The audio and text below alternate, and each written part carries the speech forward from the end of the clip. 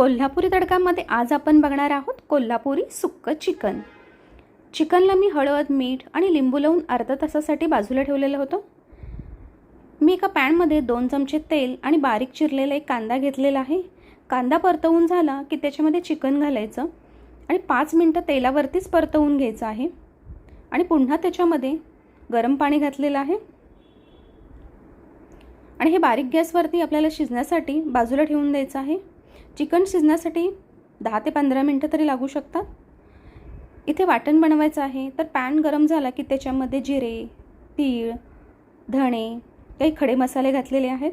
हे आपल्याला मंद गॅसवरती भाजून घ्यायचं आहे. त्याच पॅनमध्ये पुन्हा मी सुकं खोबरं घेतलेलं आहे 1 वाटी. ते सुद्धा थोडंसं लालसर होईपर्यंत आपल्याला परतवून घ्यायचं आहे. 1 चमचा तेल घेतलेला आहे.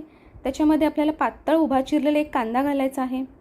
कांदा लालसर परतवून झाला की त्याच्यामध्ये खसखस घातलेला आहे 1 चमचा. आलं लसूणसुद्धा याच्यामध्येच घातलेलं आहे. हे परतवून झालं की थंड करण्यासाठी बाजूला ठेवायचं.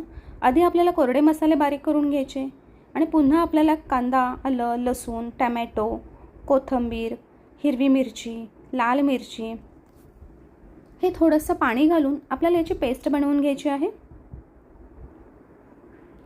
इथे मी अळणी पाणी आणि चिकन बाजूला करून घेतलेलं आहे. तर आपल्याला सुक्कं चिकन बनवायचं आहे.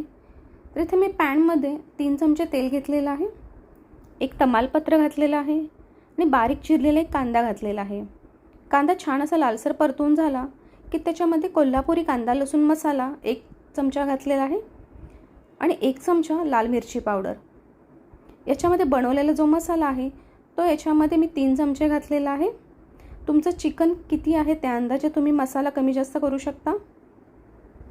थोडंसं मी अळणी पाणी याच्यामध्ये घातलेलं आहे आणि तेल सुटेपर्यंत हा मसाला परतवून घेतलेला आहे. शिजवलेलं चिकन याच्यामध्ये घालायचं, पुन्हा मिक्स करायचं आणि आपल्याला हे 5 मिनिटं पुन्हा झाकण ठेवून शिजवून घ्यायचं आहे.